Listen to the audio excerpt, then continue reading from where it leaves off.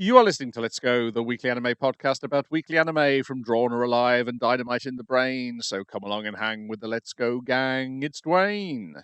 Hello. It's Niall. How are you? And it's me, Brian. That's like a month now, and I get the words out correctly every time on Drawn or Alive and Dynamite in the Brain. Used to be such a problem for me for some reason. Saying Secret of the Sailor Madness and Dynamite in the Brain. Is it just because they're in alphabetical order now? It could just be that. Yeah. You always try to use exercise different parts of the brain. You know, it's good. That It's is good in the long run. We're talking about anime that aired June the 20th to June the 26th, 2026, starting with Welcome to Demon School Iruma-kun, episode 4. No, did this last week, though. Did it again this week. Season 4, episode 12, 1 year distance and 1 centimeter distance. I had not realized until this episode that Amari and Aruma were only meeting every year to read these comic books. That can't be right. No, it because can't. he's still in like year 1. He hasn't graduated He's in first year, this first year yet. Yeah, unless she's in second year. She's only shown up every year in the comic. Is that possible? I thought the 1 year's distance was that like they're in different. Yes. It was like if we had come to school the same class, like at the same time, we'll be in the same class. Maybe later. I wouldn't have been like student because present. We have more time to spend together. But she's acting when the meeting gets cancelled to read the comic that this meeting's not going to happen again for another year. I think it's isn't it because of like are they on summer holidays or something? Is there that thing? Yeah, maybe another term. Maybe it's probably what. Yeah, maybe it's just a bit of the. She's being dramatic, Brian. Essentially, that is true. Damn books. That is true. And I do like, and yeah, the big question is Lead is asking Aruma at the start of the episode. So we've established what we are to you in the previous episode. Right. What is Amari to you? That's the one thing we didn't ask you about. And he's like, let's figure that out. And all the time, this is driving Lead mad as he's observing this because he realizes this is what he wants. He wants what they've got. I think going to a water park together and Princess carrying her counts as some kind of a date, man. No, we're just very good friends. We share interests. They did put that in the prior episode as well, where it's like, where can you go out with like a friend? It's like, how about the water park? It's like, no, that's like fucking third date or something like that because you see each other in your swimming gear and shit, which he's already done with her kind of thing. It's like, oh, we're that far along in the relationship, not realizing it. But still doesn't realize he's like, it's not a regular relationship, but not a lot is regular about these kids, so that's fine. No, but it feels more romantic than the other relationships he's got with everybody else because the other person is, you've got both people thinking that to a degree, whereas with Clara, she's like, she wants that, but her brain can't process it because, as we established, she's got the sex appeal. She's got less sex appeal than a baby. Yeah, that's right. The numbers have it. Yeah, the math lines up. I like the way it's bookended with both the conversation between Aruma and Lita and the onlookers as she's walking through doing her student council duties, and they're just like, wow, there's something different about her. Before she was obviously cool and like really confident and that kind of thing, but now she seems so approachable, that kind of thing. Yeah, she's happy. She has joy in her life.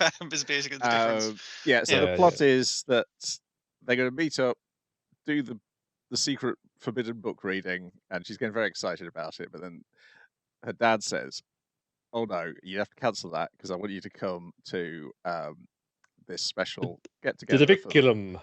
Yes, the high-ranking demons, which you in a flashback have established that you want to go to when you were younger, and you want to have your very first dance with your dad. And also this will help you in your career. You'll be able to help me out. You'll be able to work alongside me when you graduate from school. This will help. This would be good for making connections and helping with my connections. Like, and she's like, okay, yes. She's not resistant to doing it because she, as well as being in love with Aruma, she is also still a big daddy's girl. And she still believes in like the work, like her dad does good work, and it's like she's disappointed, but she will do it. Like not quite as much as her dad would like it to be, but no. But which is, I forgot that's a funny joke of him his glasses exploding as his blood pressure rises. Just the pressure of his head just crushing his glasses. And it could be in like the kind of creepy way, but it's kind of like it's not, your daughter's grown up now and is interested in boys, and it's like, boys. Yeah, it's nearly veering that kind of level of farce, which is he's just still seeing her to a degree as the small girl we see in the flashback. Like, I want to have my first dance with Dad. So yeah, she's disappointed, but then when she's there, who offers the first dance to her? It's Aruma, and then we get a flashback of how did this happen? And I love how simple the flashback is. Celebrate your finishing your first year. We're going to the fucking ball. Invite to this do. Let's go. Yes, you can eat all the food you want, and offers them, but you can't just wander over and say hello because you're not at school. If you got to do it properly, you got to offer a dance to her first. It was funny, kind of like they were in the same like grand ball scene, but Aruma's just at the party table eating all the free pickings, like kind of thing. It's like, whoa, Avery's here. I'm just gonna go over. It's like, no, you gotta offer her a dance. Remember all those lessons you took about how to woo the piano before you could play it? We're going to come in very handy here. Just do what I just really did back then. Do you remember all those lessons that you didn't have about dancing? Great. So you should go outside because you can't fucking dance. Which seems like it's going to get more romantic, but then he's extremely awkward. But that's nice in its own way as well. So yes. I like how he leaves her outside. It's not until we get outside that he goes, yeah, I brought you out here because I don't know how to dance and I didn't want to embarrass you. Smooth. But then she's like, oh, here's my opportunity. I'll teach you how to dance. Puts him up on the step. Okay, 1, 2, she's way taller than him. Like. And again, I think they go 1, 3, 6 because they gotta get the 6 as demons. Like, just weird math. But like, just the idea. It is funny. Every time they have to put Aruma up on a literal pedestal because he's way smaller. He's a small guy and she's very tall. But it is nice. It's a nice moment, and it is kind of like them growing closer together, and nearly they're so fucking close to figuring out how they feel, but they don't quite get there. I mean, his thing is, what I feel about you is you're somebody I would like to get to know better. And then she says, that's exactly how I feel, and hugs him, and then goes, no, that's not it. No, I'm just joking. And then they just make noises at each other for a very long period of time. It's exactly that kind of awkward of like, you got there, but then you kind of went back, and then you kind of got confused because the end bookend would lead again. Is like they go like, I thought I figured it out, but I'm not sure. I'm confused. My hormones are raging, man. I don't know. Just wait for this next evil phase to kick in, and then whoosh, sleep around for feet. You get there's like a degree where she's at the start where she's feeling a little bit jealous towards the rest of the class, but then she sort of self-corrects, goes, no, that's fine that he's friends with all of those people and they get to do all that thing because it worked really, it all paid off. They're close together. They did a great performance. I shouldn't be jealous of that. Which is why she's a great character, because she could be jealous of them, and then that would make her a worse character. It's the thing of it'd be like the girlfriend who doesn't want to hang out with your friends kind of thing. It's like that's not who she is as a character. She's more nuanced than that. You could play that too broad as well, and we have enough like characters who play broad in their own way, but that's their thing and they're good at it. That's not a thing Emery ever do. Yeah. We got the Ice Stalk girl for playing up the broad drama, the broad stuff. I really like this episode. Obviously, there's a degree of when do we get to the fireworks factory of the next arc. But they had fireworks that night from the ball, didn't you see? Yes. I mean, but I really enjoyed this. It's a wonderful series, and there are other series in Shonen Jump. Ichi the Witch is also wonderful for very, very the same reasons. It is the character. Is a big deal of it. Is the characters. They are. Even if they're bad people, there'll be some sort of pitiable reason deep down inside that we'll eventually get to. Obviously, we know a little bit from Amy, but I'm sure we'll get to the other people eventually. If the characters express themselves as really selfish and shitty and whatever, if they're funny and fun to watch them doing that, whether they fail or succeed, that's kind of the key. And again, Itchy the Witch does something very similar. What it's good at too is having heroes like the good guys or the hero characters, but they get like negative feelings and emotions as well, which is a natural thing, and they actually address them and deal with it. Yes. That's what's there, and it's not like over explaining. It's not like giving everybody's whole fucking massive interior thing. Like, can you tell Hunter x Hunter came back this week? Can you tell? Because just everyone sit down for your lecture. Yeah.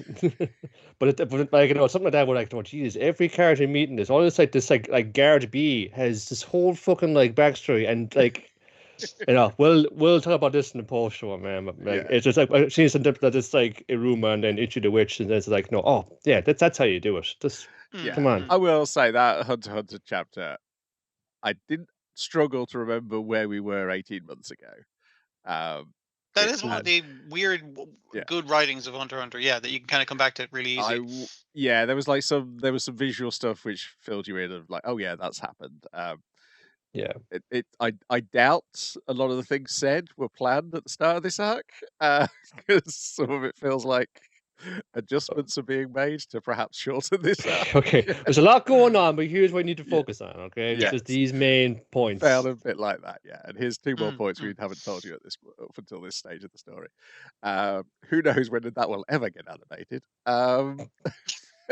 Not in our lifetimes. I was going to say, you think the Jujutsu Kaisen PowerPoint was bad? Yeah.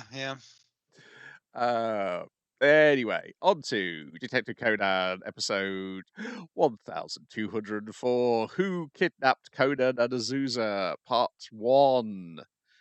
It's you? It was not me. No, it was 2 guys. Possibly a 3rd guy because they're waiting for a call from somebody. Coming.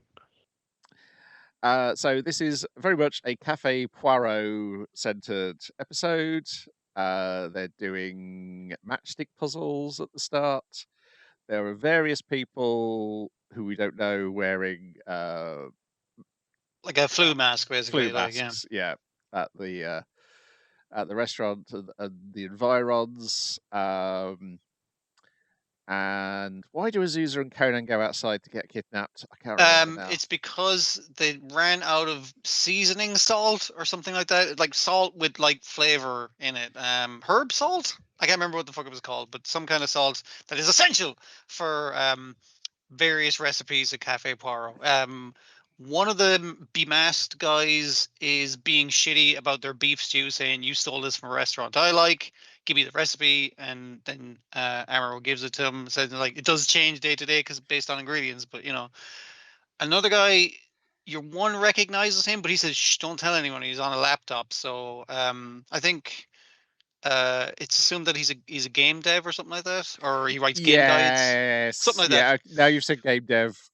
The resolution is coming because this is what I've read in the comic. And then the 3rd guy is kind of shitty, but he seems like they don't recognize him, but he does seem like a regular because he did point out after Conan and everyone went out to get the salt. There's like, you got a spare one down on the counter below. It's like, oh, so he knows where we keep our fucking herbs and shit. So yeah, he must have been here before. But the main thing is the worry is that obviously them being kidnapped on the way back from the shop. Because they're literally across the road from. It's like, come on, we need your help. Some guys are following us. They're literally across the road. It's like, oh, they're just there. It's fine. And Amuro's about to cross the road. Bus comes. He's like, oh, nearly got ran over by a bus. That was close. Then they're gone. And there has been, as they pointed out, a string of serial. Actually, he's not a serial killer, is he? He's like a serial kidnapper who cuts off bits of people, and he's been caught recently. No, he's a murderer. Unrelated. No, it is a murderer. Is he a murderer? Okay, yeah, sorry. I think that story has to be a murderer, so that when they find the head in the fridge. I thought that head, they hadn't found the torso of that guy, so they didn't know. You want to arrest your son back for a set of $1 million. He's gonna be okay. We got his head. No, he was murdered. It was a guy who was murdering people and keeping parts of the body. Yeah. So they found the body. I guess they found a torso at some point. Then, yeah, okay. But they were mostly focused on he keeps cutting off people's fingers, but apparently he's escalated. So yes, because they do find fingers, and yeah. So yeah, the truck's gone by, and then Conan and Azusa wake up in a undisclosed location. Their legs are shackled to the floor. No, their legs are actually shackled to the same chain that's wrapped around the door of a big, like it's just a windowless room that's all wooden panels, but like a big fridge. So the chain's going through the handle. So at one point she's kind of like, "Whoa, I'm really parched from being trapped in this room. I think I'll get a drink and see what's going on." And obviously there's a head in the fridge. I mean, there's a head in a jar. There's a head in a jar. It is preserved, but also there is like, and then she panics about that, and then like falls over, sees there's like a hacksaw and a knife on the ground and a loose finger, and she's like, "Oh fuck, we're in big trouble." We're in Saw. Oh no. Yeah. Very much so. And then with that, then Sunoko's like, "Oh, remembers the murderer," and goes, "Oh my goodness." They go speak to the old lady who was also behind the truck as it went past, and they disappeared. What does she say? We must also say this old woman has a baby whose face is hidden as if the baby is a culprit. I was half thinking was like the woman, you're one from the restaurant, and the baby Conan, but they couldn't disguise Conan. That's why we have to disguise it. But then you see them in the Saw room, and it's like, okay, that's not what's happening, I guess. So fair enough. Only the baby knows what really happened. Yes. I think the old woman has allergies because she's allergic to cats. She sneezed when Rand comes because Rand had been patting her mom's cat. Yeah. Goro the cat. Yes. Yes, so that reminds them that everyone in the restaurant who is a suspect had allergies or was wearing a mask at the very least. Might have been feigning allergies, to be fair. But yeah. Now, the funny thing is, in the Detective Conan World site, which is this massive Wikipedia just for Conan, she has been given her own individual page as Mysterious Old Woman. So far, this is the only story she has appeared in. They maybe jump in the gun slightly as to her importance to the plot. Not random old woman is probably what it could be. But it's like, but what if she does matter, Ryan? Then they're going to look fucking smart. I know. The baby hasn't got a page yet. I would say the baby looks more suspicious. That baby's killed a man. Seen someone die, at least. Or he's a 120-year-old man who's been de-aged into a baby. Yeah. He's in his baby cycle. Yeah. Could be. We will see. She hasn't shown up again in the comics so far. We're waiting for the big mysterious old lady and baby arc. That was it. The woman, when she sneezed, she remembered, "Oh, I heard a bunch of sneezing from a van behind me." Yes. And people were like, "Help, let me go, stop." And I said I'd turn around, but then there was no one there. So I was didn't really think anything about it. Apparently, like the guys, the van pulled up behind the bus, like a regular kind of black van kind of thing. She got zapped from the back. I presumably Conan got zapped like with a stun gun as well. And just bunked into the van. So I was like, did they even have? It was a very quick job, basically. So, yeah. So Amaru goes and fetches a spare detective boy's badge and gets in touch with Conan and Azusa. But then the two kidnappers notice this, smash the badge, and go, "Yeah, we've still got their hold of their phones. They can't get in contact with anybody." And they mentioned that, like, Amaru's like, "Shut up! The badge is still fucking working despite him stepping on it. So everyone shut the fuck up, and we'll hear more details." And they hear the details of, we only need them till like 4 o'clock after midnight or whatever, like 4 o'clock in the morning.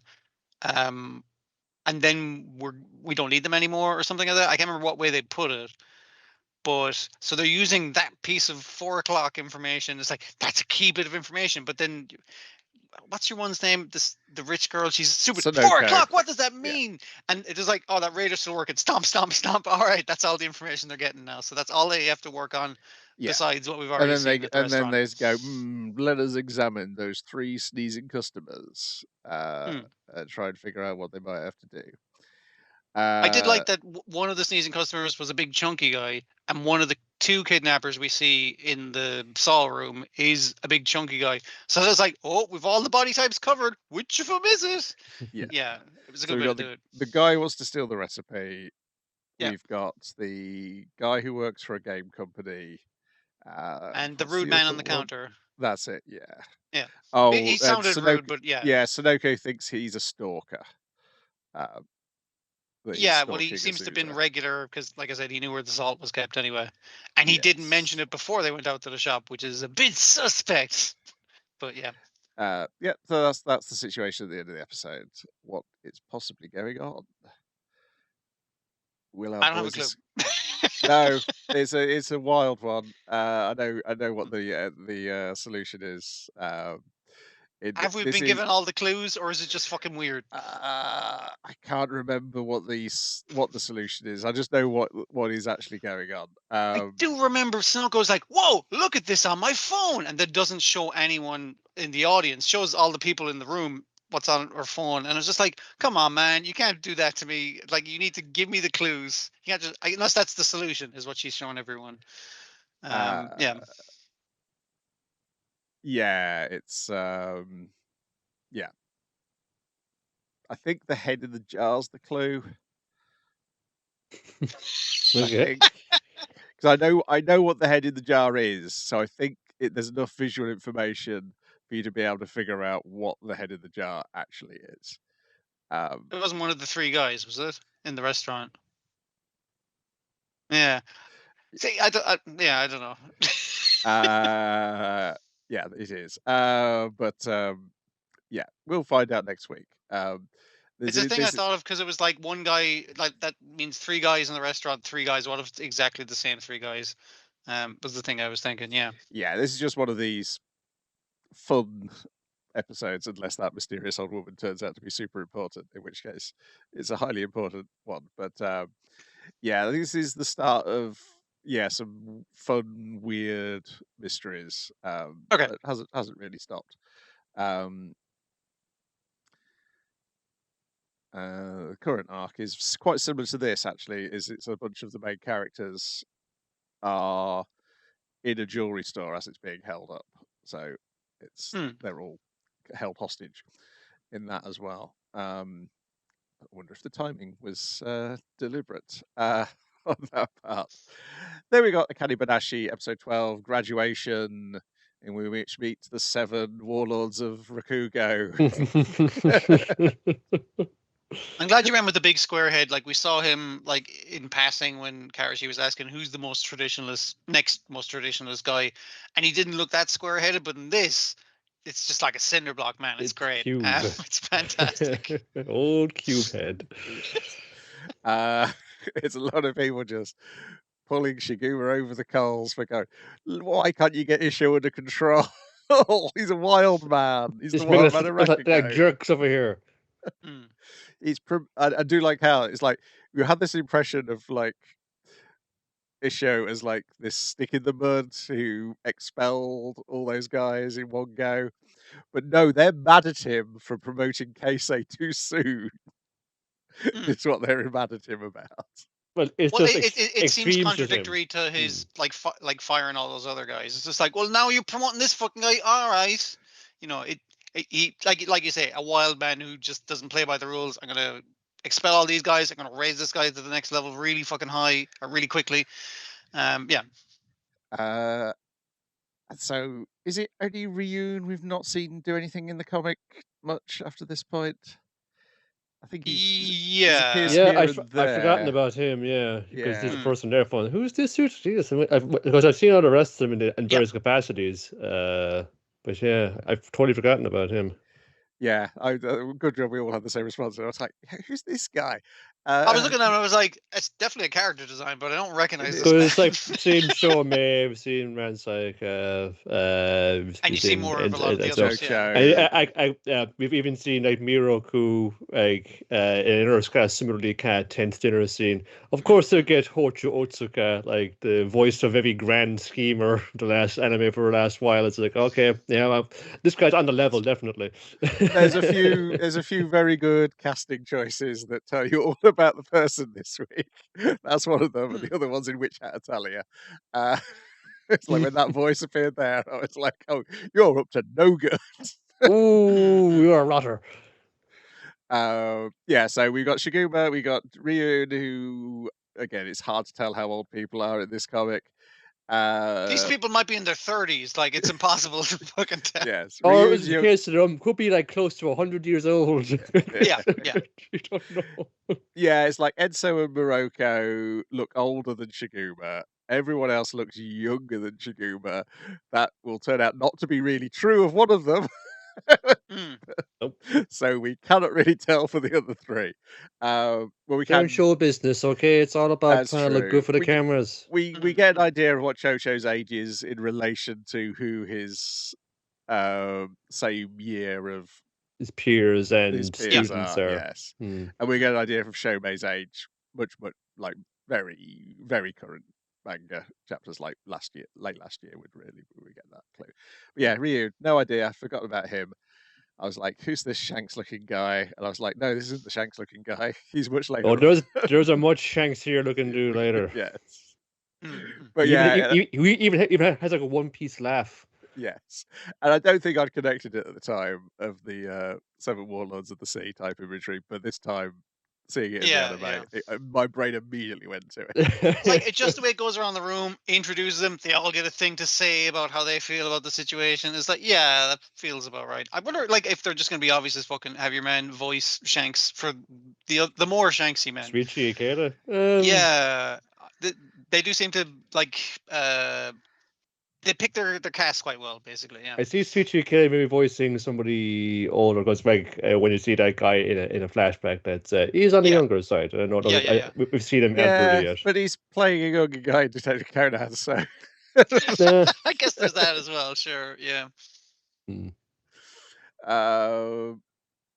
Yeah, and then the rest of the episode is Akane graduating and celebrating, and finally becoming a Zenza at the end of the episode to set us up for next time.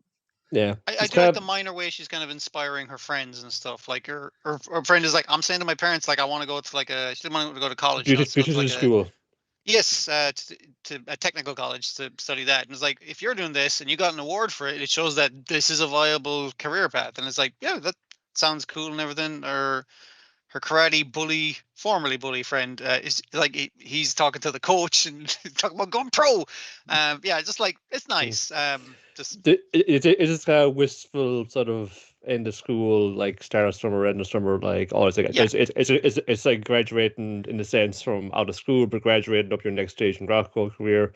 And we get like my favorite like bits I always have seen is Shiguma being a cool dude around town. It's like, hey, but some ice cream, pretty mama. Oh, you old flathead, here, have some scoops. So that girl you were with, she's like, oh yes, she's graduated, and he's like, well, what name are you going to give her? Fun saying, oh yeah, I could give her a stage name. Actually, fun thought about that. Actually, I'm kind of sweating about it. Actually, you like, I don't know how to go about it. So there's a lot like that, and going back. Okay, we're going to have like another like little party like to celebrate like you're officially becoming like an apprentice. Get all the lads bit of going off on the screen. It's like this big serious thing. It is like funny, like Akane is like come there, of the serious scene, like where she's basically like, thanks, master. Can I keep my name until I've proven that motherfucker wrong, and then you can give me a stage name kind of thing. And like, please, I know I'm stepping out of bounds. Like she only bows for that. Right down on the floor, way all the way. And he's already got it written out because he wrote it out earlier. It's like, yeah, I thought you were going to say that. And he's just written her name with the Shiguma, obviously, school attached to it. And I was just like, oh, that's nice. It's a nice scene. It's quiet. There's a little bit of emotional stuff. But the lads were hiding in the next room the whole time. They're ready to party, which is, it's a good breaking of the all your favorites: sushi, boat, and fried chicken. Yeah, my favorite bit earlier on is when her the jock mate is going, I thought you were going to cause a scene by punching Isho. We get the cutaway to what he'd imagined was going to happen of just this teenage girl beating the shit out of this old man. In front of a bunch of reporters, no less. So that would have been a lot of trouble. Yeah. If I can't defeat him with my art, what's the point? I'd just be beating up an old man. Feel good. But what you don't know, Akane, is that's exactly what he wants you to do. You should have punched him and stopped the cycle of Rakugo violence. How is Rakugo going to improve unless I cause this child to want revenge on me.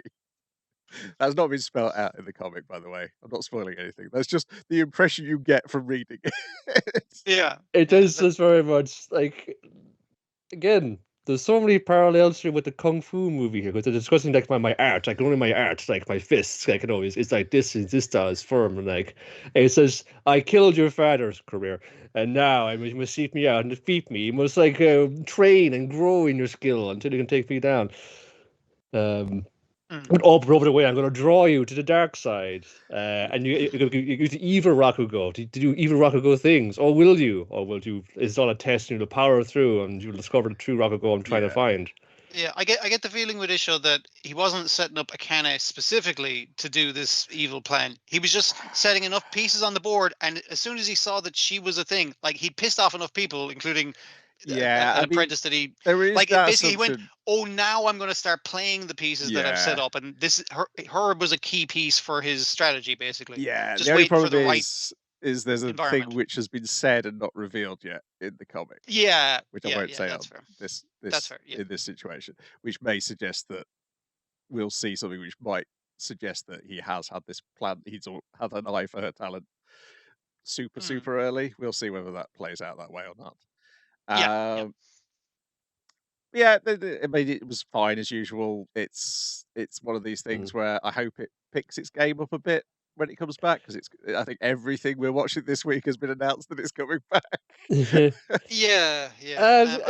In fairness, the direction came right back to this episode. Whoever was hiding for like, you know, those couple of months, it came right back for this one, and it was all the better for it. And it was all the better for like those wistful sort of intangible things we're trying to capture here.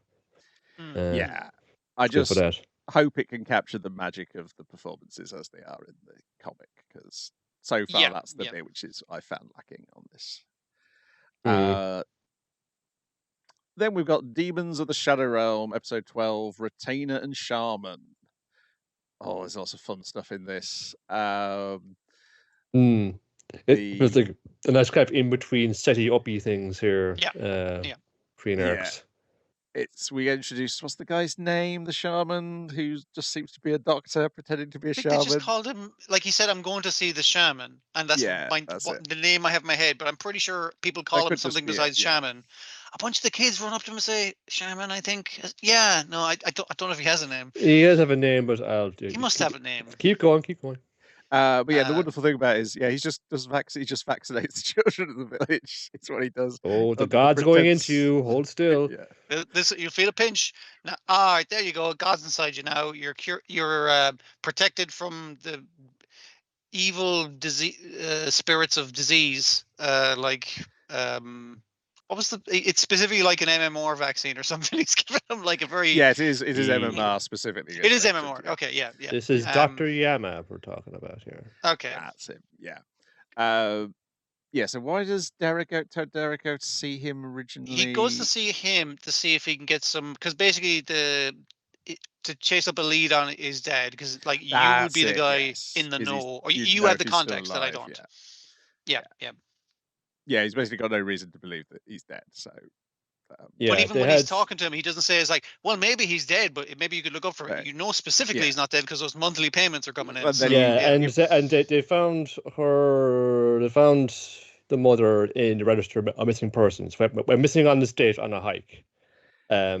But didn't seem to have come back onto the register. I didn't when you came back off the mountain. You didn't immediately go back onto Dwala Dole or something. Basically, And then he goes, a strange thing happened to me last night as I was walking home.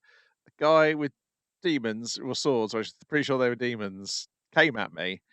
But then when I flinched, expecting him to have attacked me, I was completely untouched and he disappeared. That's a bit odd, which is tying into what we're seeing at the Kagomori's house, where they're going, let's try and figure out what's going on with that missing gate that the people said they came through. Again, the two plots are like really interlinked, because we have is it Casa as the sister or Asa? Yeah, sorry. Asa is kind of like, because she's talking about, it's like her grandmother back on it's not Okinawa. I was going to say Hokkaido. Wrong island. Okinawa is like, yeah, I'll ring her up. It's like, yeah, Granny, I won't be able to visit yet. Yeah, sorry. He's like, yeah, the exactly Gran rings her. Gran rings her. Oh, yeah, please, won't you come? I'm so unwell. It's like, oh, I'll try, Granny, but it's complicated right now. I'll talk to you again soon. It's just like, Granny again. It's like, yep, exact same phrases, exact same conversation we had last time. Cut to the island. Cut to the house nook now, and saying, "Oh, please, won't you come visit? Please, please." And she's like spider demons with faces on their backs, like pulling her strings. Like, okay, Granny's in trouble. Yeah, but like, so they know it's like, okay, we cannot go there. But the guys in the house are like, hey, you got grandparents back there. I guess we could go like see them and see if they've been in contact. It's like, oh no, don't go to that house. There's something fucked up happening there. I know Granny's in danger, but like still, like it's bad. Whatever those spiders are, I don't like the look of them. But and yeah, it directly correlates with them investigating the gate thing, which is like they only find like a tiny little razor, like a very straight razor cut where line. The gate are the same width as where a gate would be, if there was one there. And this, they obviously use their new recruit of God. She gets her name and she's literally wearing the same clothes because I forget so little fucking time has passed in this thing. Yeah, so she hasn't had time discussing. To change. Yeah, there's like the Makoto. The Tsuki fought in the Great Tanuki Wars. Where our special ability is kidnapping people. It's kidnapping. The fox That's why we took up this job. Yeah, the fox turns into a sexy lady, and then or a person you know, basically. Yeah. And then the Tanuki envelops you in his balls, and then Asa's like, oh, "Thank goodness Yin Yang, you're the ones who kidnapped me. Thank God you fucking ate me. Being enveloped in a Tanuki's balls? No fucking thanks. I much prefer be eaten by a Yin Yang worm. That sounds way better." Yeah. Meanwhile, middle brother is off to see his uncle, who's definitely a Yakuza. What? Just got a loud fashion sense. He's just got loud fashion sense and one eye and shark teeth. Like what? I think he's on the up and up. Is this guy? Yeah. So he wants to control Break and Seal, and you get, the middle brother is not liking this uncle either, even though he's currently conspiring with him. But he's very like, yes, uncle. Oh, I mean, like we tried our best. You didn't see how tough this kid was. He'd kill anyone who came after them. And he's the uncle's kind of like, kill that older fucking brother, that stupid mangaka, and then you will be the next guy in charge and that kind of shit. But it's when he says something shitty about the guy's mother that he's kind of like that one time he doesn't go, yes, uncle, you're absolutely like he's not very nice. Yeah, he also like dismisses the killing my older brother thing. He's like, yeah, but how soon do you think the dad's going to die? That's the other thing. That doesn't put him in a position yet. The uncle is doing this in a very stupid, thuggish gangster way. Yes, and that's like, you gotta be fun, sly about it. You gotta have fucking like a bit of subtlety about these things, and that's what Asma's trying to do here. Like Asma's like, oh, I'm totally getting the power too, but you gotta be cool about it, not this way. Yes, you gotta be cool, like Ivan Yasono, and insert yourself inside a big man and carry yourself inside the village. Yeah, I knew as soon as I saw that bit with the shaman and the bit with the wall, I was like, oh, he can cut like a space that he can move through. And it was like he's obviously hidden himself inside this corpulent man. It's basically what has happened. Yeah, it's good. Like this attacked by a stand user kind of like scenario there. It's like, oh, I'm still alive, but I'm not in a great way here. He's got like a Looney Tunes style chunk hole in him. Yeah. His demons seem to be like, I want to say that there's a little guy with a mustache and a little lady, I think, with lipstick, and they're wearing like an apron and shit, and they serve Dara tea. That's all I can say that they do, because like I know the head of the Yakuza boss thing, his two little sumo wrestler guys, and they were wrestling in the mansion, but we don't see them do anything. They're apparently pretty strong. But well, I guess like, it could either be a great doctor or a great like demon utilizer. It's hard to get both. Sometimes you just get a Tanuki that wraps you up in its balls. What can you do? You just stuck with it. Like, yeah. Yeah, before Ivan emerges, the shaman's in discussion with some of the surviving men from the village. They go, we should have activated Seal. We wouldn't have this problem if we activated Seal. He's like, look, we sent 4 pretend brigands after him, and they all ended up dead. We did what we could. We have been trying to do this. Any of you guys would have been fucking killed by this kid. He's real strong.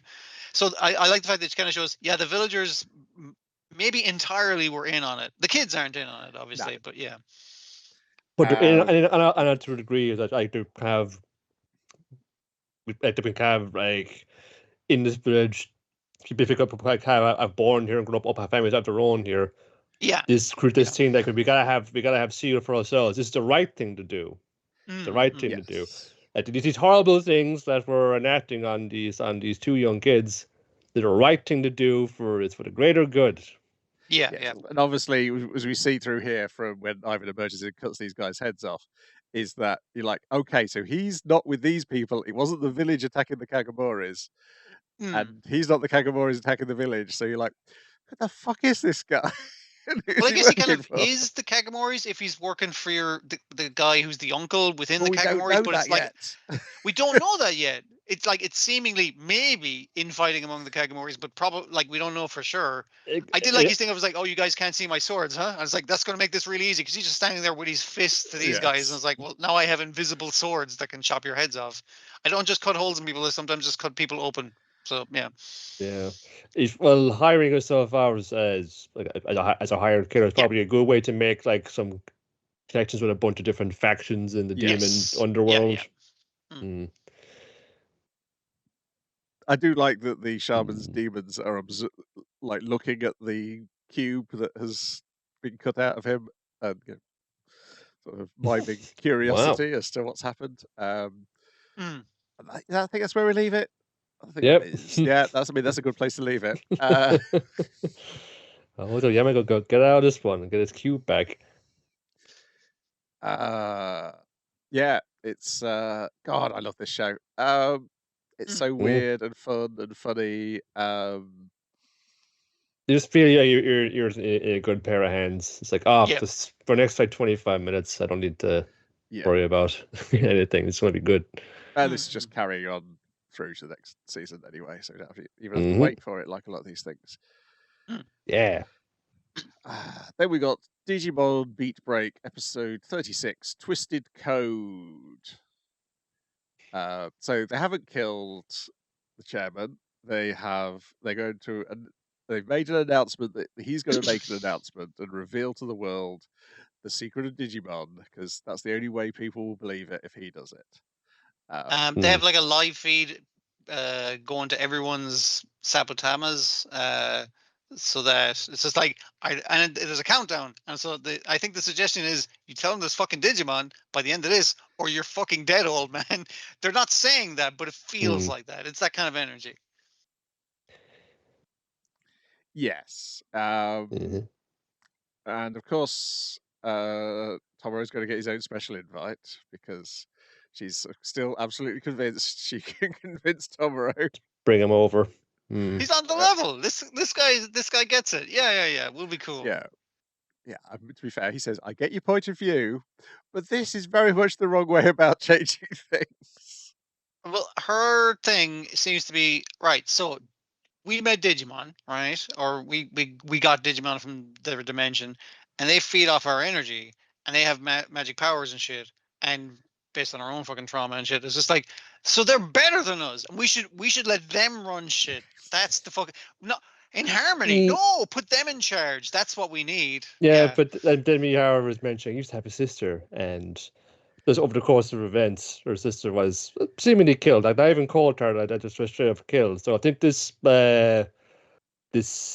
crusade to liberate Digimon is actually just based on plain old revenge, probably. Yeah, but she seems to have also convinced herself who her sister got a Digimon. I think Wizardmon or Wizarmon. Yes. It's an evil-looking little fucking Pinocchio guy. I presume that was a baddie. No, zippers all over the place, man. There's something. He was actually a good guy in the first series. Like, he's one of the guys who followed him into when they went into the real world, and he died tragically. Oh, okay. Now, so tragically, he's evolved. He's gone on a bad evolutionary path and turned into the devil. That, or at least that's what you're supposed to, because they realize that Mephismon, when it tries to carry her off, they realize it's not coming from Sapatama's still showing like text alerts and the time. Yeah. It's a normal one. That's not her one. So presumably this is her sister's Digimon, and I think it's supposed to imply that her sister is alive within the Digimon to some extent. At least that's what. Yeah. I think it was trying to get a Mephistolimon or whatever the hell it's called was trying to get across to her. Yeah. Interestingly, the guy with the pointy beard disappears around the time Mephismon appears. So I'm like, was he Mephismon, or is Mephismon actually his, and the Wizardmon's a red herring that he's using to convince he's a devout Christian and won't have any association with the dark arts. So it's like, okay, I'm just going to step outside while you're doing this, boss. Yeah. We get a lengthy flashback with the sister and the Wizardmon, and you can see the heart of a coder in their code. It's like, can you now? Yeah. Okay, Neo, calm down. How is it that our main boy and Gekomon, our actual main boy, are both viewing this? They're viewing the memories. I can't remember how they get to see this. They get swept up in the Mephismon. The cloud. Yeah. Oh, they touch hands and their e-pulses interact, and that's how he reads her memories. Also, Rose and her hench women have been around fighting everybody else while all this is happening, just so you make sure you get some action. It was kind of a cool chase scene where he's trying to get away with Gekomon to get to the thing on a speedboat, and they're chasing him. They have a water fight, and they're like, "Hey, wait, where's their fucking leader guy? Where's he at?" It's like, he's going to show up at the right second with a big lion man with a sword. And it's like, and he does. So yeah. Yeah, there's big sort of Vivitch vibes of this goat telling this girl we can seriously we can change the world together. Kill them all, Miharu. It'll make them happy. Pretty sure my sister said that. Yeah, okay. Yeah, remember what they did to me, Miharu. Remember what they did to me. Her explanation of what she's going to do, though, is like, Tomura does have exactly the right reaction. I know the world's a shitty place, but that sounds awful. What you're suggesting does not sound any better. Everyone's hurting, man. We got to just try and accompany each other in our hurt rather than inflict our hurt on each other to try and erase it.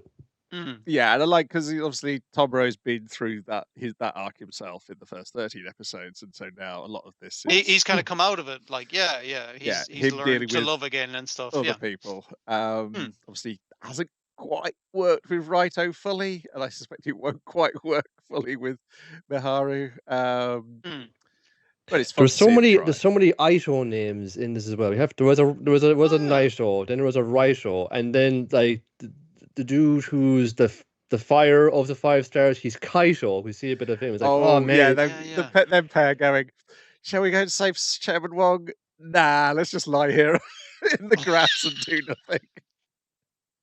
Legally, we don't have to, so let's not. Yeah. Yeah, I do. One of them's like, I don't know what I'm told, and then she's like, oh, thank goodness, somebody else. I mean, I assume from her point of view, she just doesn't want the bother. It's not an act of rebellion. It's laziness. The object of her affections doesn't want to, so definitely she doesn't want to. Then in that case, Kaido just seems to be too straightforward and kind of stupid to have any scheme running within any of this. Yeah. He's probably rival, and other than that, he's on the up and up. Annoying rival sometimes, sure, but not actually out for any evil thing. Is it going to turn out to be your other guys behind this as the way to get rid of Chairman Wong? Which guys? The actual evil villain one. The one was fucking Goku man. Yes. The one who's got the thing that Tomura wants. I presume like the Son Goku man is like working, like he has his nephew Chairman Wong like working in the thing. So I presume that's to do with his nephew, and his nephew's going to be, I'm the actual archvillain. We know it feels that way. Yeah, he sent that giant monster Digimon on them. So we know from well early that he's the super bad guy. which is fine because it's a kids show. It's a kids show, no, honestly. but it sets it up in a way that you can predict. Like, and I think which is that's good. fine. There's nothing wrong with that. It's good writing. Essentially, it's not doing swerves out of nowhere. But yeah, you just have to keep on reminding yourself this is for children. Yeah, just like climate breakdown, like future dystopia, Digimon using proxy wars across the world. Yeah, it's kid stuff. It's here on the news all the time, sure. Yeah. Yeah, death, betrayal, revenge, that kind of thing. The kiddie stuff. I did like that the Beelzemon or whatever has the like it's Cloud thing dissolves Digimon. It's like acid to them. So they're just like they're not like bloody holes, they're like, holes where you can see the code on the inside of them, kind of thing. But you have your guys going, like, I'm just going to cut it with Murasamemon. I'm just going to do this thing, and they just go blah, blah, blah, they just get hit by it it's in my eyes. It's like, okay, this is not a viable solution. You can't punch your way out of this situation, lads. Until you figure out what to deal with that smoke. It's worked for the previous 35 episodes. But now it doesn't. That's what I'm saying. Yeah. You didn't believe hard enough, did you, Murasamemon? Believe in the faith of the Lord.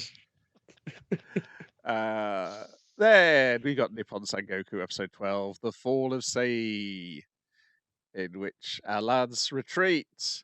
The Sei go, well, they must be retreating. And if they were ordered to retreat, it could only have come from Tyra. So therefore, Tyra is waiting for us with a massive army. So we need to chase down Ryomon as quickly as possible. And or you never get if revenge, we can catch him right here before they can link up, we can just finish this off. It'll totally be doable, boss. You can't be like acting wimp in front of the troops, man. It'll let morale down. Like, she doesn't have the second to go. Yeah. What if it's this fucking like false retreat fucking strategy? But I fucking doubted myself before. I gotta go. That's our plan. Are they doing our plan? Do they know? They must know what our plan is, don't they? If they're doing our plan against us, like, oh, what do I do? Well, the good news is we're just going to drop loads of cars on you. I forgot about like playing drop cars on them until that point. It's just like I had to ride in ways that. Yeah, I like you get the nose of a car as they're heading into that valley, and then all of a sudden, just cars everywhere coming from the sky. It's wonderful. Particularly like I like the logic of, and this is clearly Kaku's plan in the first place, is like you have to assume the only one who got the Emperor to make that edict would be Tyra, and Tyra is going to be aggressive and send his entire army. So this must be what the plan is. It can't be any other plan, because who else could possibly convince the Emperor to do that? And we the viewer obviously go, we know who it is. Somebody you've never even heard of. Yeah. Some under secretary of whatever. I think he's something to do with the Ministry of Agriculture, but I can't remember what specifically. It's just like a provincial auditor in the Ryomon. An auditor, yeah. Yeah, because he's in the border corps at the moment. I believe in the next arc he'll be back with the agriculture. And we get some of as they're being chased. Asama does get some cool gunplay on the back of his horse. Just to remind you, he's the second main character in this story. Yeah, because I mean, like we even have the Ryomon kind of going to him. It's like, all right, you take the rear guard. Make sure they keep fucking chasing us. So he's just like, ooh, you can't catch me. And then as soon as they try to shoot him an arrow, he does like backwards horse fucking trick shooting. Well, they wipe out like 2/3 of their force. They capture the leader. 5,000 retreat. They only capture her because her chief general shoves her off a fucking cliff. It's just like, otherwise she wasn't surviving that barrage of cars. Yeah. So, one of their leaders and 100 men refuse to retreat, so they all just get massacred by the returning forces from. So I think they're just staying there for a while because they open up that the highway demilitarized zone between the two countries in this peace talks they do. And then, of course, everything seems to be going so well. They've established peace. This is the first peace talks where we acquiesced. We didn't acquiesce, land. We made this like you said, like a There's like a shared administrative region, and it's called Nippon, which is important because we get that bit at the end. I think they said it was the first peaceful. A lot of people fucking died, but peaceful overall. Resolution to a thing since like the ancient fucking like I think they mentioned like 4 kings because then we get the as well. the Buo. Then we check in on the Buo. First time we've met the king of Buo and his men, and he's like, "Okay, let's hold off the invasion of Yamato that we were going to do. We also thought Tai was going to be all these troops to that spot, and we were going to invade Osaka while he was away. On the back. And make sure he doesn't find out we were planning on doing that." And then as he's walking out, he's going, "Oh yeah, you're descended from the imperial family. Don't you get any ideas of teaming up with that guy who managed to convince the emperor to do this? Because they have figured that out, that it was Misumi, and trying to establish a country called Nippon, okay? And then we get a shot of that guy standing in front of the throne going, maybe I'd like to meet this guy. Yeah, I like to think of it going like, I don't know what you're talking about, sire. And then your man's response was like JK LMFAO, like just like nonsense fucking. I did like that. It was just like, whatever, I'm not actually, I'm only fucking with you. I'm fucking with you. But that guy is like, hate my boss. Yeah. Wow, this guy does want to be king. So I do like meeting. They're a new bunch of weirdos who I assume we'll get to know over time. Oh, you get the mumbly, the whole country of them apparently. Yeah, the mumbly general. Yeah. And then of course, Taira has his own machinations, which is fuck it. I try to do it the cool way. Let's just have an old like false flag assassination, pin it on everybody who I can pin it on, get them all sent to jail. So while on the way back, the leader who she was let off for the meantime of like all the crimes, all the war crimes, what she did. But it's kind of like we'll have this at a later debate. We'll have the peace talk with the militarized zone. Great. She was assassinated by her own guys because they were wearing those jackets. Wow. They must really hate her. Also, this is General Ryuman's fault. Yeah. Obviously. Also assassinated some of Taira's guys who we've seen in previous episodes being arseholes in those meetings, and they also get killed. And then I love that scene of the guy going, "It went all according to plan." Taira, it was amazing. You should have seen looks on their faces when we assassinated them, and then he just goes the, "Okay, 2 seconds." Yeah. And that guy gets his head cut off, and it's him. What did you think was going to happen, idiot? Yeah, it's Magaro and the guy who, like a taller, older guy who I don't think has said a single word in the series so far. So I assume those are the inner circle who are allowed to know the plots. But I do love how Taira, all these obsequious guys who think they can get ahead by sucking up to him, he also does not care for them. He has no love for them whatsoever. Those heads will come off as required. No, like he will just sort of like this the blunt force this approach altogether, because not only was his plan foiled, he lost a ton of face, like getting shut up in front of the emperor like that. It's just like fuck this. Strip the emperor of his power. Well, it's also the fault of Ryuman, but it's also the fault of the emperor for going with Ryuman's plan. So the emperor obviously doesn't need political power; can just be like a figurehead now. I do like the thing of the emperor's hat becoming flaccid as this is being explained to us. It's like, he had that one great weekend where he felt like he was doing something worthwhile, and then it's all got stripped off him, man. Yep. It's tough being the emperor, man. Throw Ryumon and all his aides in prison. Your boy Kaku did not make it back. He died on the the first march back from the end of the battle. We leave it with our heroes all in prison. Except for your man. Yoshitsune is he under house arrest or is he just on the run? I don't know. He's definitely not in prison. He's definitely in a better condition than the rest of the lads. Yeah. Because all he did was technically deliver a message under orders, so like he's not part of the plot. And from his own point of view, he thinks I'm going to be the main character, is what he thinks. But yeah, there is somebody doing fan translations of the manga. Oh, excellent. So I think it's up to date. But if you want to find out what happens, the music's fucking excellent this episode as well. Oh yeah, yeah. Forgot to mention that. I mean, it's all the way through. It's been excellent, but this week it was especially excellent. Just that long, slow song kicked in. What's going to happen here? It gets cut short by cars being dropped on people. We guys lulled you in there. Did a great job. Yeah, because you think it's going to be like a really long journey that they're making, and no. This is the end of the journey, right? Fucking here.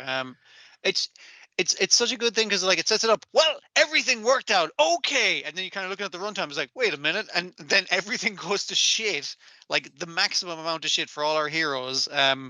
Like a lot of the characters, hey, she's going to be a recurring character. Nope, she's assassinated. It's like that kind of thing. Everything's been upended from what you thought of the way it was, and I was like, that's a good fucking cliffhanger for like next fucking season. Yes, because also Tyra's marched in to say now and taken it over.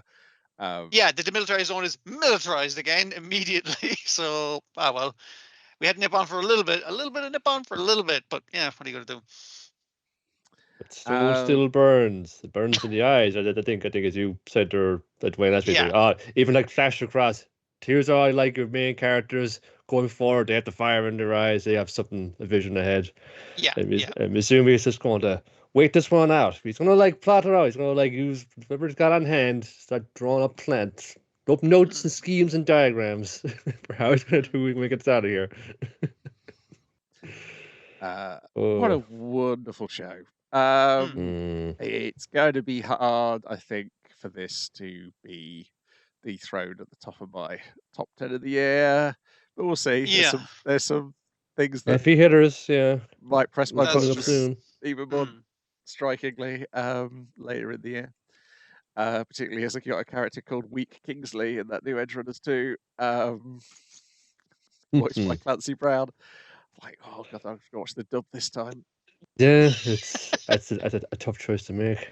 Then we got Witch Hat Atelier, episode 13, Forbidden Magic. Thankfully, this has had a season 2 announced because it leaves on some couple of massive cliffhangers. There's also one for the cliffhangers, Open with the witches who aren't taking the test being attacked by the road itself, because it turns out the road, it was also a golem.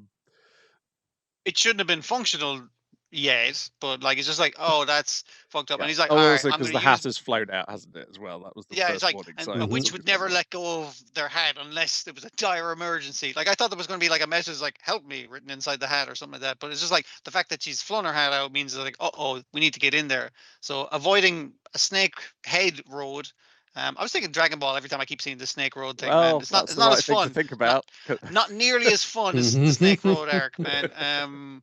That's one of those bits in Dragon Ball that I'm just like, listen, there's a bunch of filler. Watch the Snake Road shit, man. I love all of that. But he's doing his rocket boots. He's scooped him up. He's like, okay, we're all cool. And then he gets hit in the back by a fucking rock of just everything going to shit. And I was like, oh yeah, that randomly can happen. So we'll catch back up with them at the end of the episode. Yeah. And meanwhile, our kids are being chased by this brimmed hat witch who is just a hat and a cloak, apparently, and an eyeball poking through out of the hat, or like a slit in the hat, basically. Yeah. And it has the voice of Ryosei Nikao, the voice of Frieza, basically doing his Frieza voice. As Frieza, doing an evil witch voice. That's what Frieza's always sounded like, so that's perfectly acceptable. And it's fantastic. What a wonderful voice to try and convince these children that they should become brimmed caps, just like him. It's really cool. It's not only like become a brim cap like him, but like to say there's like look at me, I am literally just a hat. Like I have given up my mortal flesh and now I'm just a cloak and a hat. I'm just the witchy parts. No fucking person left anymore. It's great. I would recommend little children. So the first thing is they hide in the cape, which causes the problem that now the Murphons can see him and they know he's not a. They start freaking out. It's like, I'm really close to a human. I don't feel comfortable right now. So they start chirping and whatnot, and that gives away their position. Yeah. So then they need a getaway vehicle. Ice ramp and a sled for it, and handles and everything. And it's like, yep, I got goes because like she's got the boost that Coco gave her, but they got extra big seals in them. It's just like, oh, I draw them on. Well, actually, like she enjoys the high speed that she's gotten used to them. So got to put her on the back as the engine to zoom them down. Before they get attacked by the roads, the lads outside going like, "How the hell are your shoes so fast?" It's like, yeah, I guess you did those straight lines real good, and that means go fast lines on these on that thing. Which causes Coco's mouth to go all wobbly because she's being praised and she thinks she's as good as I got now. And it's a similar thing with Agot, where your man asked her, is like, how the hell are your slip shoes so fast? And she's like, I don't want to talk about it. It's like, I don't want to admit that she made me some fucking cool shoes. So, no. Yeah. Oh, yeah. It's then they come to the end. There's a gap in the road. Yeah, and they're like, okay. And then Agot's like, oh, he's after Coco, and she's not here. So I'm going to tell. She's like, the girl you're looking for is not here. We want the cops wiped her mind, send her back into normality. Your plans failed. And he goes, oh, you witches and your lies. You lying witches. You've been taught well, but you've been taught to lie. Let me turn you into a monster by carving sigils into your arm. That was fucking freaky shit, man. Just because it just managed to get like one straight line cut on the bared arm, and I was just like, oh, it's that kind of thing where you see someone's finger get cut, and it's worse than someone getting shot because it feels like more visceral and real, more attainable violence. Oh yeah, basically. and also this happened before this bit where your boy's given Rikke the book of his pre-written spells because she's had to it's like the moment of her going. Yeah, she's relying on do have ribbon too much. Yeah, I do have to. My lesson I'm learning here is it's okay to use other people's spells. Harsh way of learning these lessons. Extreme. This test is not supposed to be this bad. It's supposed to be bring these fucking penguins over there. That's all the test is supposed to be. It's okay. Just like use the Stratter, and we'll send old Uni underneath the road to draw the steel to blow it out, and then send that thing cascading into the abyss. Job done. Say earlier on, it was floating around menacing us. No, nobody to go off the road. You should get disoriented and you fall off anyway. They realized earlier as well, and they'd ignore that. The testing witch, I've forgotten her name. She'd used Elira had used an ice bridge to actually come off the road and reattach it. So that's how they figured out we could make it like an ice bridge across and also skate across it on a toboggan. I don't know what the thing is that they make, but basically that kind of thing. Man. Yeah.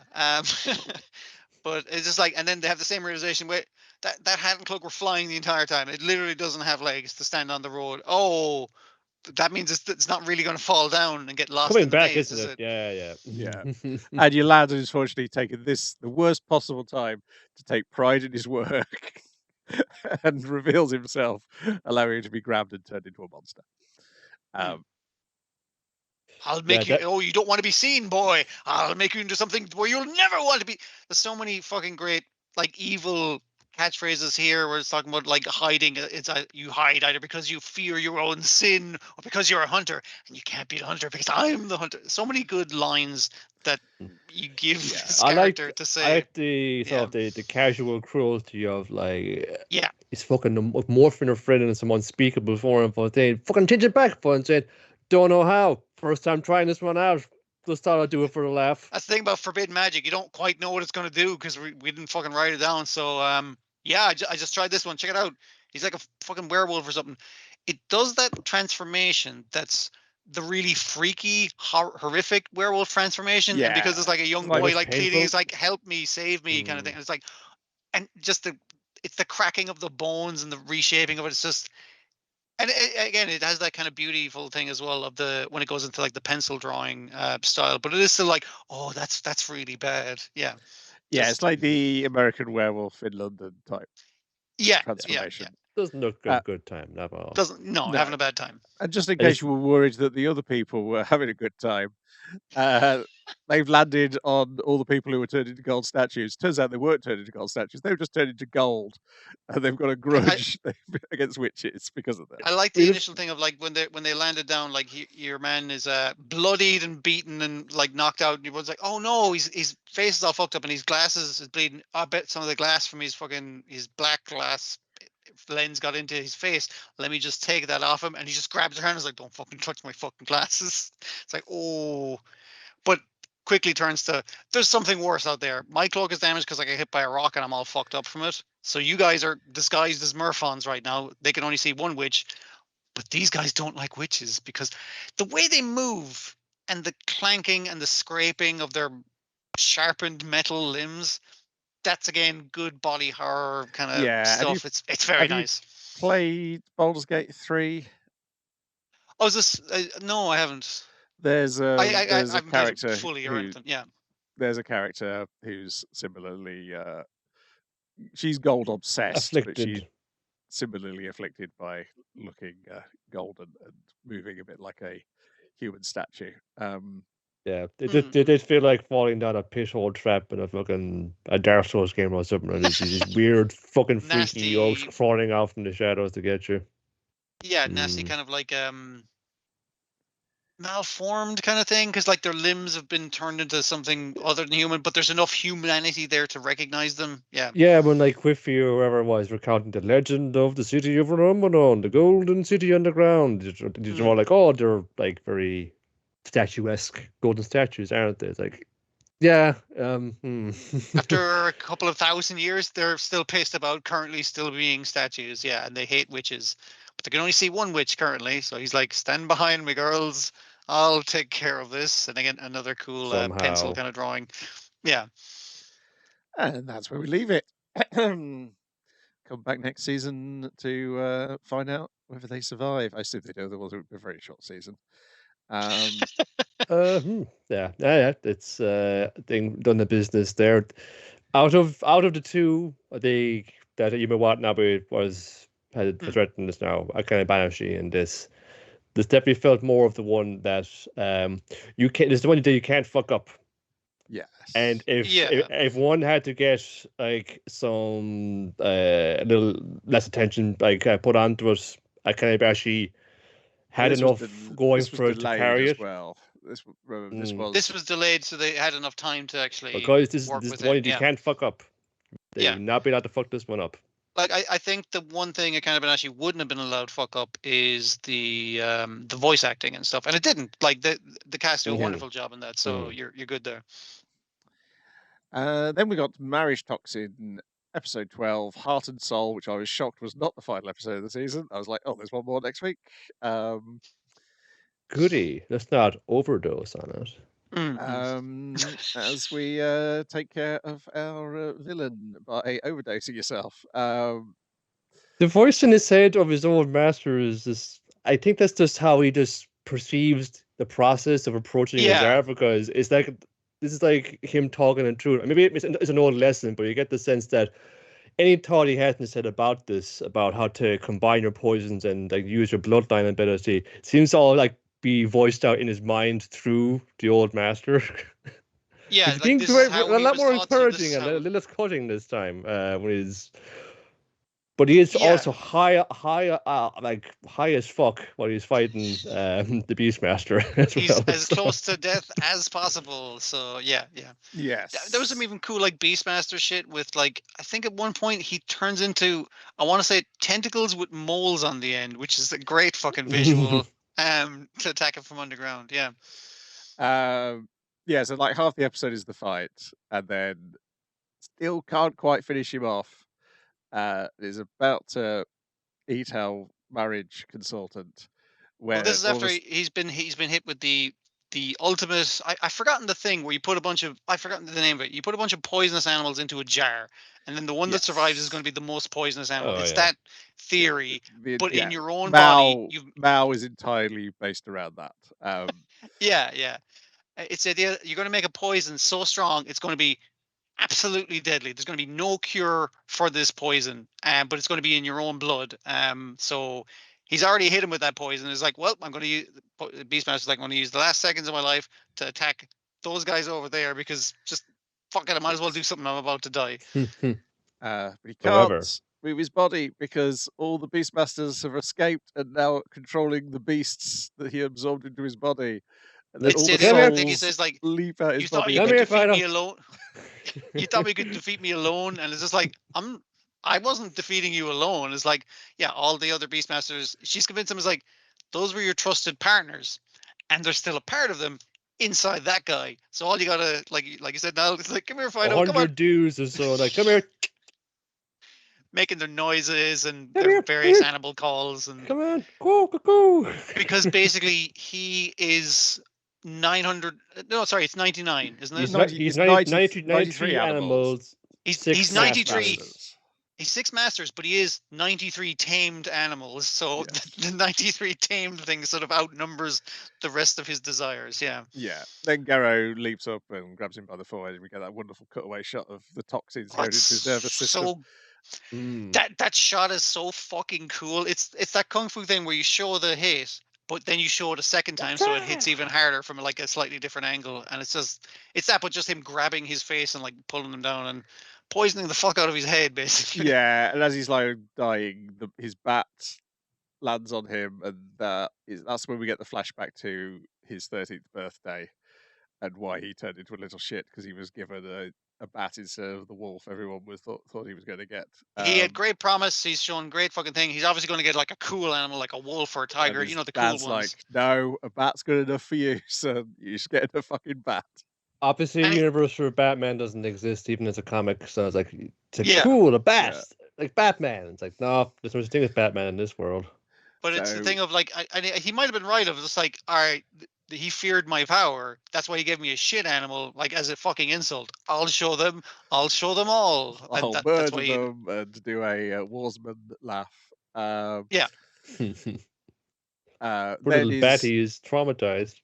His sidekick shows up completely buck naked, runs off with him into the woods. This is before he wakes up again, because it's like, wait a minute, I'm not dead. It's like, yeah, I made a poison that's like, I don't want to kill you, so it's just crazy knockout juice. Like it's incurable, but it will knock you the fuck out. It won't. But your lad is like, I might want to kill you though, so come back, don't run away. He's kind of looming on life. It's like, have you stopped your evil fucking plan now? But yeah, his naked maid, I assume, pops out of the corpse of that chimera. And I think you see her climb out. Yeah, goes off, and then he is caught in the mouth of his sister's wolf, who's like, "Sorry about this. Has my brother been causing you trouble? Ah, sorry, dude." And I guess I'm supposed to be looking at this. Oh, another potential wife. It's probably how it is. It is exactly how it is. Good stuff. So we've got who we got so far. We got Thief. We've got Heiress. We've got possibly Watermaster, Hamster Master. Oh, Watermaster's definitely meant to be. Yeah. Yeah, and now Wolfmaster. Yeah, I assume she feels like older sister, so I assume he just killed. It must be male. He killed everyone there. And killed. She wasn't there that day. She was on holiday. Yeah, because we've been told he killed his brothers. So I wonder if it's now there's maybe no male heirs left, but she says she's been put in charge. Presumably, there's plenty of people who weren't killed who've gone, gotta do something about this kid. You're in charge now. Go and take care of him. And luckily, he's already. I think when we see like the 3 great Beastmasters, it's tiger, wolf, and elephant. Is the animals that we see, which is nice. Yeah. So that's where we leave, meeting this new lady in the woods who's now got her brother. It's a big old wolf as well. It's not a naturally sized wolf. It's like one great grey wolf Sif size. Oh, I was thinking you one from Princess Mononoke. Princess Mononoke. I was going to say San was your one's name, but I can't think of the wolf's name. Yeah. Anyway. Yeah. Their voice actor died recently. Yeah. Yeah. It's holding 2 human beings in its mouth, so that gives you an idea of how big it is. Big.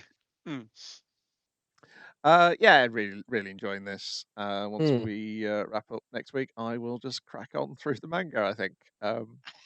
Easy to do. This was it was a surprise as a series. Like, I wasn't expecting to really fucking love this as much as I do, but it is fantastic. Yeah, it's just very well. I wonder if it's worth reading that prequel thing about the normal man who's good at murdering beforehand, just to kind of set it up. It might be fun. Peachy? I don't know. I thought I could set up here for, like, again, this is something I had read and I could come back around to it, but I was reading too much at the time. But this really enthused me with how, like, City Hunter-esque it is at times. It's like, awkward guy, but he's usually, like, making a fool of himself, but he's a guy's cool moments. Like, having a bit of that, like, for me, after this arc over, it gets, like, this before it ends, before it goes away for a while, see a little bit of that, you know, him fumbling around on a date or something before we leave it. Well, he's got 3 objects of affection women of affection. I shouldn't call them objects. In this based. Like the new Wolf Master, Water Master, and Hamster Master, who presumably he was here to try and woo in the first place. Not that he needed though. She was into him from the get-go. Yes. Is the funny part. Yeah. Yeah, it's. I mean, I was a little bit more. I think because obviously it's Kimiko Ueno writing it. That was part of the reason why I was interested in watching the it. premise didn't sound good to me because I ignored everything about it. I was like, yeah, I'll just jump straight in. I think so, but it is. It does really feel like what. A bit like, not in exactly the same way that Iruma is, but it does feel like a very modern shonen story. Okay. It feels like you wouldn't get either of those shonen stories 20 years ago. Yeah.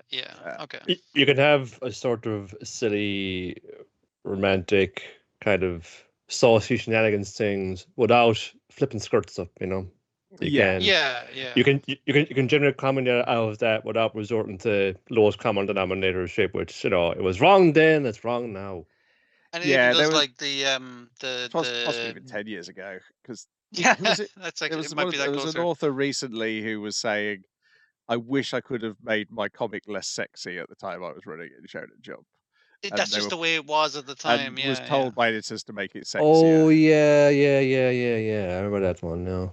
Because they're pointing to Akane Banashi as like, this is, you don't have to write, if you want a female lead in a Shonen Jump comic, you don't have to make it ridiculously sexy. I was like, I wonder if that's the problem with the start of Undead Unluck, whether they were told at the time. They were told sex it up a bit, but then that gets paid right the fuck back. Like, it's like they're gonna fall in love, so you gotta have when they meet. Oh, it's a wacky sex comedy instead, and then the feelings and the emotions and the tenderness can come later after we get serialized. Yeah.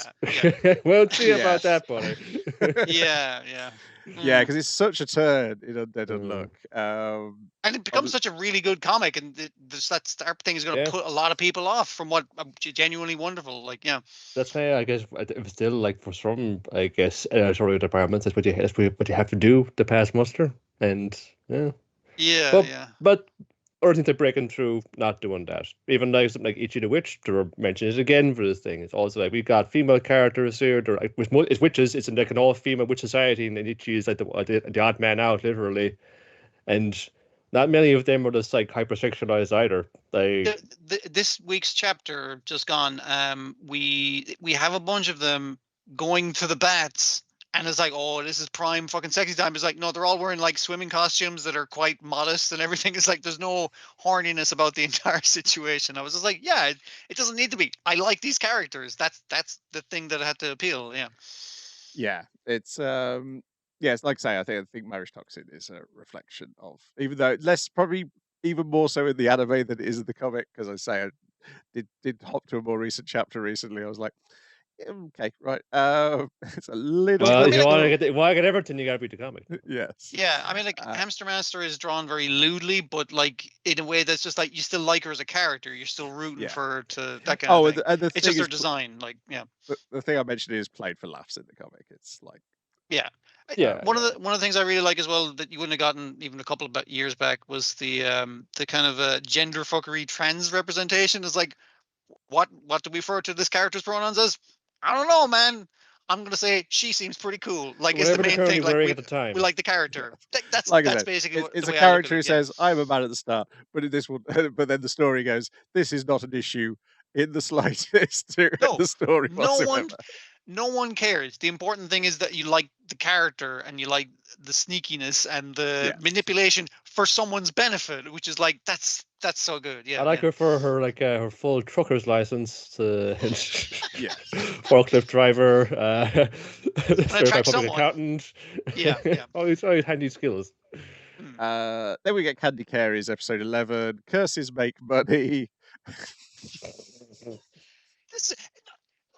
Let's make body horror work for you. This is a horror fucking cartoon, like 100%. This is like, remember before we were just like, is this like body horror? Is this like being weird? It's like, no, this is literally like we're gonna do every fucking horror genre. We're gonna speed run one episode. It's really like encapsulating this supposedly common dream that most people on the planet have had at one point of the teeth falling out their head. Yes. And that. Yeah. I can almost even if you're thinking of it now, listening or watching right there, you can almost, if you had the dream, you almost feel that sensation of just kind of rattling out of your face like Skittles. And it's out to come. Mm-mm. But Walter kept coming out, and we got our guy, the Tooth Fairy. He's going to hook us up. Yeah. Also, the reason they're all falling out is because Ame and her friends went to a haunted house and were cursed. And this has caused Ame to just constantly produce teeth which fall out. But eventually, as Carrie says, it's you did this while I was asleep, and it's yeah, just before the episode. We just see it in photos. What's happening? Selfies of against the ghost cursing you, yeah. And Carrie's like, okay, what are we going to do with all these teeth? And then spots the picture of the tooth fairy, and goes, and then opens. And the Ame is now out of teeth, so they have to go and get cursed some more to produce more teeth. Cursed doll, check. Demon ritual, curse, check. It was a tooth-making curse, but if she gets cursed more, that'll only enhance mean more teeth, right? It'll just multiplication effect. It's the way they come out. Yeah, the way they come out of mouth at angles that teeth should not be produced in a human's mouth. Carrie realized this when she woke up in a mouth full of teeth, and it was just fuck, there was no room for her in there. But now that she can make a lot of money, she's all for getting this small child as cursed as possible. I the demon against someone does metamorphose herself into a one-arm bandit slot machine. It's ching, and teeth coming out. Yeah, it's all good. Up until she becomes a cursed little child, and you got Carrie going wow, we're going to make a lot of money tonight, and you see the demonic crawling up the ceiling, spider crawling nearly. Oh yeah, because she's also turned the color of God, I wish it was on the top of her brain. The girl in The Exorcist, hasn't she? Yeah, I know the kid you're talking about. But it's going that vibe. The kid from The Exorcist. Yeah. So, that's the color she's turned. But also, then she's got bulges on both cheeks, presumably full of teeth at that point. Full of teeth, yeah. What a wakes up next day. Oh, what a fantastic sleep. Whoa, a pile of money. This is the best dream of them all. And now the demon in her mouth is cursed with all the curses and is producing teeth. I don't know how this works. I don't need to. It's weird. It's fine. She has also decorated Ame's mouth with the Mona Lisa. Was that one of the cursed paintings? It was, after? Yeah. Oh, God. Yeah, because all the cursed items are inside Ame's mouth, which that's probably explains why Carrie is producing so many teeth herself. It all makes logical sense in cartoon logic. Yeah, it's like you're trying to describe a fucking dream sometimes, but there is a more logical through line of everything. Yeah, that's what I mean. Everyone's had this dream supposedly, so I was going to just deal with that and confront it through the medium of a hilarious stop motion cartoon, which is often very disgusting. I had to go back on the Marge Toxin bit where he grabs the face and watch that animation a couple of times because it's so fucking sweet.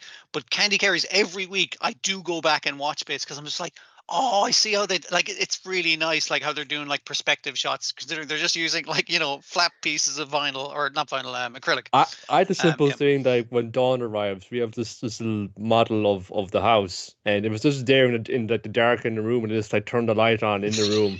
It was very obviously that, and that was a shot. It's so nice, just a good looking cartoon. And that's it for this week. Unless somebody's got anything else, otherwise we can leave it there. Yep. Go see The Furious in cinemas now. I wish I could, but I would have to take a bit of a train journey to go and watch it, unfortunately. Well, I'm in London, possibly in London on Sunday. Maybe I could work a double bill of watching that and then the wrestling. It's in more cinemas than you would think. It was actually on my local one. I didn't find out until afterwards. I put in a ticket somewhere else. So get it while it's hot. I might look in, but the problem is it is hot on Sunday, so I am also considering not doing anything on Sunday. So we'll see. Nice cool cinema with a red hot ticket. Idea. Yeah. Okay. Yeah. Maybe Brian will look into planning that on Sunday, going having a big full day out. Yeah. Violence, just violence from top to bottom. Well, I will say it is violence, but it also has a kind of macabre sense of humor about it too. Okay. You get something out of it. Yeah. Radio, we'll be back next time. Ta-ra for now. Bye. See ya.